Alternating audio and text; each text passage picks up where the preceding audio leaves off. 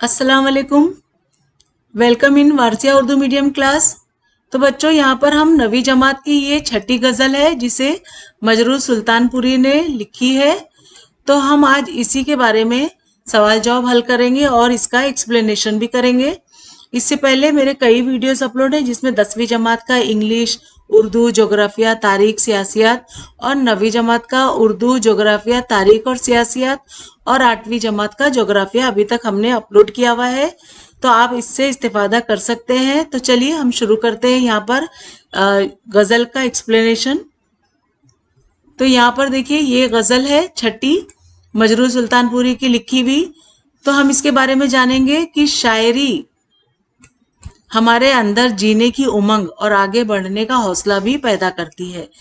इसी किस्म का एक शेर है, मैं अकेला ही चला था जानिबे मंजिल मगर, मैं अकेला ही चला था जानिबे मंजिल मगर, लोग साथ आते गए और कारवां बनता गया। ये हमारी सुनी हुई गजल है। हम अक्सर करके इसका मिसाल दूसरों पे देते हैं। इस शेर के खालिक हैं मजरूर सुल्तानपुरी ने, ये यानी लिखा है। तो जान पहचान में हम जानेंगे, मजरूर सुल्तानपुरी का असल नाम जो है इसरारुल हक खान था। वो 1 अक्टूबर 1919 को सुल्तानपुर यूपी में पैदा हुए। मदरसे में इब्तिदाई तालीम हासिल करके उन्होंने आलम की सनद हासिल की। और मजरूर सुल्तानपुरी मशहूर तरक्की पसंद शायर हैं। उन्होंने कई फिल्मों के गीत भी लिखे हैं। 1993 में उन्हें दादा साहेब फाल्के अवार्ड से नवाजा गया। इस इनाम को हासिल करने वाले वो अव्वलीन फिल्मी नगमा निगार थे। उनकी शायरी में लब व लहजे की बुलंद आहंगी के साथ जोश व खरोश पाया जाता है। गजल और मशअले जां उनके शेरी मजमूए हैं। 24 मई 2000 को मुंबई में उनका इंतकाल हुआ। तो अब उनकी गजलें हम जो है उसका शेर पढ़ के देखेंगे। तो यहाँ पहला शेर है, तकदीर का शिकवा बेमानी जीना ही तुझे मंजूर नहीं, तकदीर का शिकवा बेमानी जीना ही तुझे मंजूर नहीं, आप अपना मुकद्दर बन न सके इतना तो कोई मजबूर नहीं। तो यहाँ पर देखिए, ये दरसी किताब का में सवाल क्या दिया गया है इसी शेर को लेकर कि इसका मतलब बयान करें, यानी इसकी तशरीह करना है। तो मैं यहाँ पे तशरीह कर रही हूँ। शायर तकदीर का कायल नहीं है। इंसान के साथ जो कुछ अच्छा बुरा होता है सब उसी का किया धरा होता है। नफा नुकसान, देखिए, नफा नुकसान, खुशहाली बदहाली, फतेह और शिकस्त और अमीरी गरीबी वगैरह के लिए जो शायर है वो खुद अपने आप को जिम्मेदार समझते हैं। यहाँ अमीरी गरीबी की भी मिसाल उन्होंने दी है। तो शायर कहता है कि इसके सबका वो खुद जिम्मेदार होता है। इसलिए शायर कहता है कि अगर तू जीना चाहता है तो तकदीर का शिकवा करने की बजाय खुद अपनी तकदीर बन और अपनी हिम्मत और जद्दोजहद व मुसलसल से हर वो चीज हासिल कर जो तू चाहता है। ना गुफ्ता बे हालात के मुकाबिल सीना सफर करके, यहाँ पे देखिए, सीना सफर करके अपनी आरजुओं की तकमील कर, खुद को कमजोर और मजबूर समझकर हालात के सामने घुटने मत टेक। अब हम दूसरा यहाँ पे शेर देखेंगे गजल का। ये महफिले अहले दिल है, यहाँ हम सब मैकश हम सब साकी।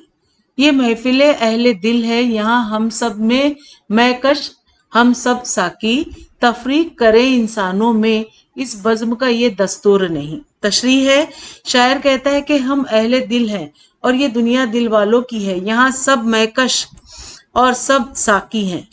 यहाँ ना अमीरी गरीबी का भेद भाव है, ना रंग व नस्ल का इम्तियाज। इंसानों में फर्क करना, उन्हें छोटा बड़ा समझना हमारी बज़्म का दस्तूर नहीं। हमारी नजरों में सब इंसान बराबर हैं। सबों के दुख दर्द एक जैसे हैं, सबों के मसाइल एक जैसे हैं। इसीलिए एक दूसरे के तई रश्क व रकाबत और नफरत के जज्बात को रखना गैर इंसानी अमल है। तो अगला यहाँ पे हम शेर देखेंगे, तीसरा, जन्नत ब निगाह तस्नीम ब लब अंदाज इसके ए शेख न पूछ। जन्नत ब निगाह तस्नीम ब लब انداز اس کے اے شیخ نہ پوچھ، میں جس سے محبت کرتا ہوں انسان ہے خیالی حور نہیں۔ تشریح ہے کہ جب انتہائی حسین و جمیل حور و پیکر نگاہوں میں محبت کی جنت بسائے، اپنے نرم و نازک لبوں پر تسنیم کی شیرنی لیے بڑے ناز و ادا کے ساتھ نظروں کے سامنے سے گزرا تو حضرت شیخ کو گمان ہوا کہ ہو نہ ہو یہ شاعر کا محبوب ہے۔ شاعر کو شیخ جی کی یہ بات ناگوار گزری، کیونکہ شاعر کی نظروں میں حور و غلامہ محض ایک خیالی پیکر ہے، حقیقت سے ان کا کوئی تعلق نہیں۔ اس لیے وہ شیخ جی سے کہتا ہے کہ اے شیخ، یہ ادائیں اور اشوے غمزے اور بے پناہ حسن کسی حور کا ہو سکتا ہے، میرے محبوب کا نہیں، کیونکہ میرا محبوب انسان ہے، وہ کوئی خیالی پیکر نہیں۔ یہاں پر دیکھیے بچوں، حضرت شیخ کی بات چل رہی ہے۔ یہ جو شیخ جی ہیں یہ کون ہے؟ یہ کوئی ان کے بزرگ ہوں گے، پیر مرشد ہوں گے، جن سے وہ اس طرح کی باتیں سنا کرتے ہیں۔ شاعر کے مطلب یہ شیخ جی ہیں۔ اب یہاں چوتھا شعر ہے، وہ کون سی صحبتیں ہیں جن میں بیدار نہیں افسوں تیرا، وہ کون سی صحبتیں ہیں جن میں بیدار نہیں افسوں تیرا، وہ کون سی کالی راتیں ہیں جو میرے نشے میں چور نہیں۔ اس کی تشریح ہم کریں گے۔ شاعر کہتا ہے کہ ایسی کوئی صبح نہیں، یعنی صبح، جن میں اس کی محبوب کا حسن و جادو نہ ہو جگہ۔ شاعر کا محبوب بے حد حسین و جمیل ہے۔ اس کا حسن صبح کو دیکھتے ہوئے شاعر کو یہ گمان ہوتا ہے کہ ہر اجلی اور روشن صبح میں اس کے محبوب کے حسن کا جادو جلوہ نما ہوتا ہے، جس کی وجہ سے صبح کی خوبصورتی دو چند ہو جاتی ہے۔ چونکہ شاعر اپنی محبت کے نشے میں بدمست ہوتا ہے، اسی لیے اسے ہر کالی رات یعنی شب فراق میں بھی نشے میں چور محسوس ہوتی ہے۔ اسی لیے وہ کہتا ہے کہ ایسی کوئی کالی رات نہیں جو میرے نشے میں چور نہیں۔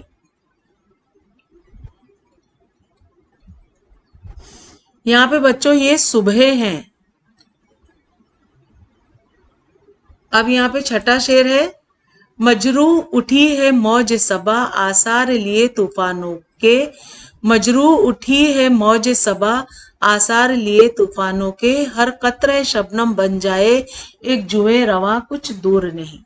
تو تشریح ہے یہاں پہ کہ شاعر نامساعد حالات سے دوچار ہے۔ شاعر نامساعد حالات سے دوچار ہے، وہ ایک ایسے انقلاب کا متمنی ہے جو حالات کو یکسر بدل ڈالے۔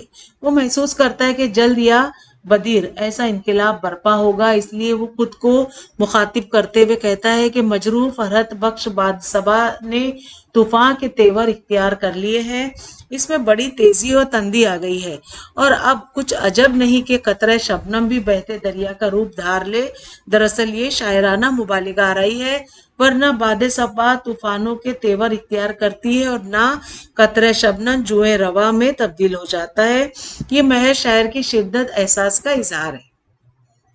اب ہم یہاں پہ دیکھیے معنی و اشارات بھی دیکھ لیتے ہیں۔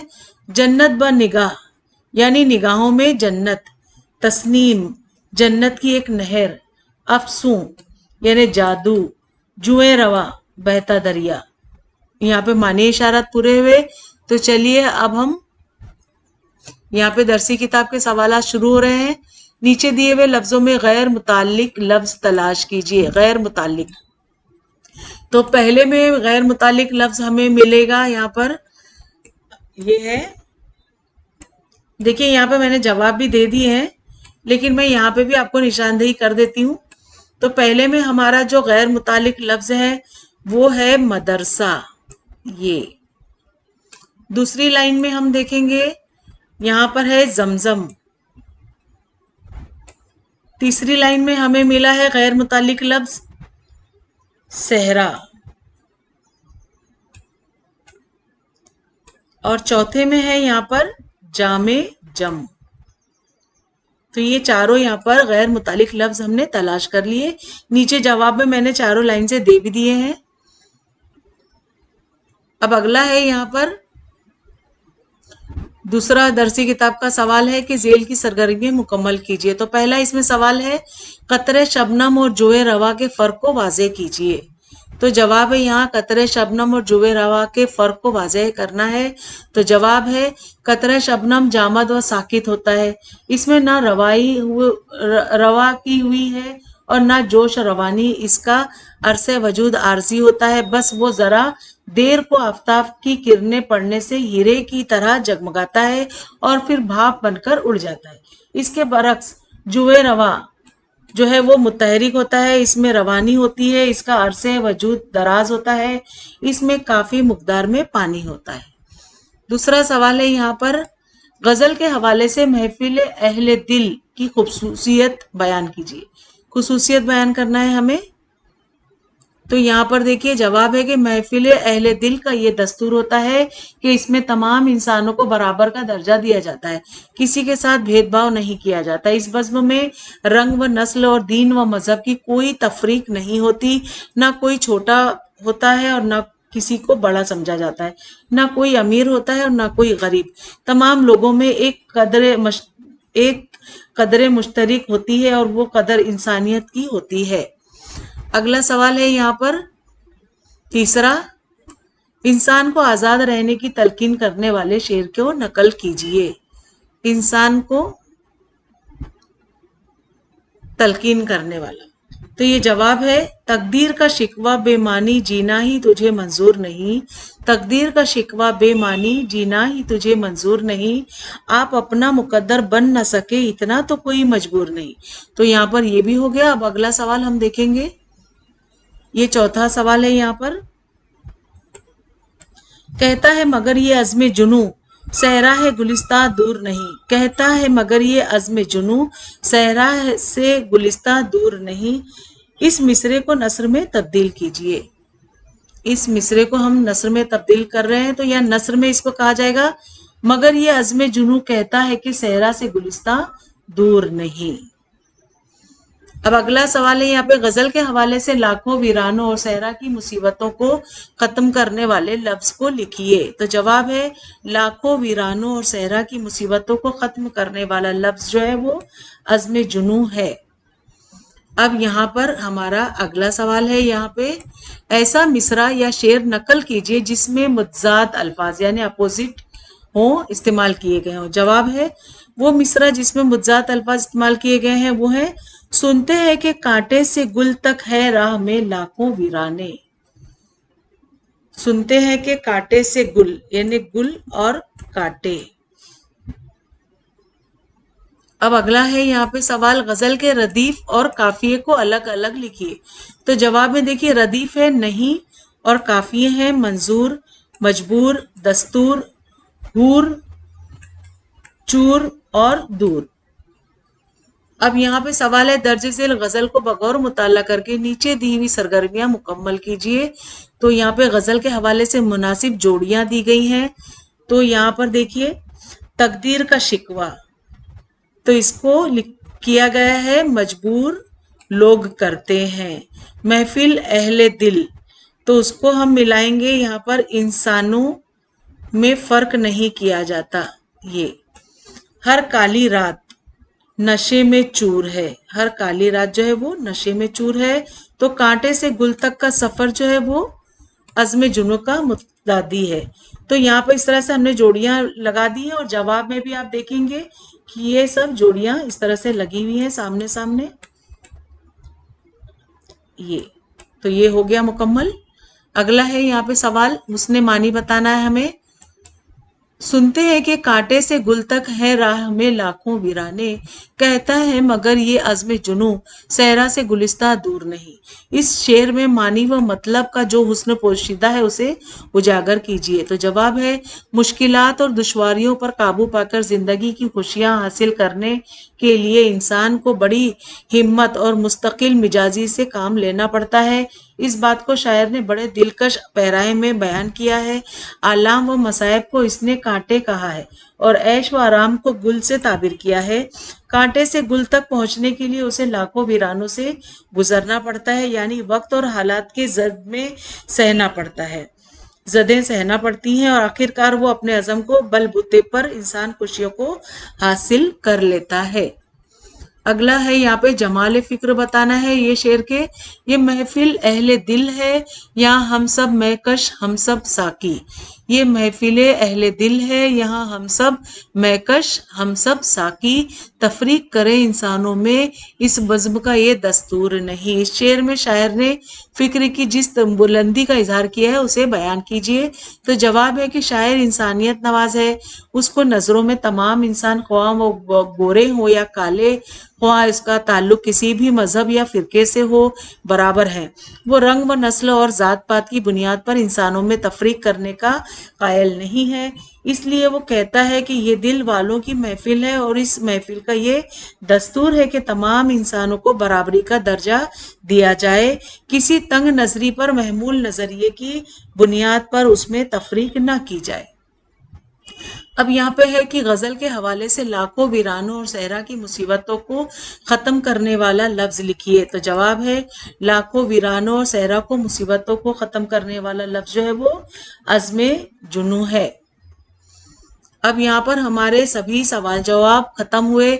मैं उम्मीद करती हूँ बच्चों आपको अच्छे लगे होंगे और समझ में आ गए होंगे, और कुछ ना समझ में आए तो मुझे कमेंट करके ज़रूर पूछिए।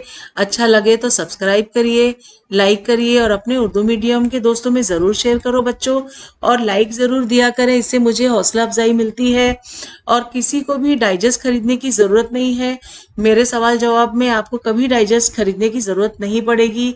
ऑनलाइन काम में इंशाल्लाह पूरी तरह से मेरी मदद आपको हासिल हो सकती है और अच्छे से आप कामयाब हो सकते हैं। कोई भी डाउट हो तो कमेंट करके मुझे ज़रूर पूछिए। तो मिलते हैं अगली वीडियो में कोई नई गज़ल के साथ, तब तक के लिए बाय बाय, टेक केयर।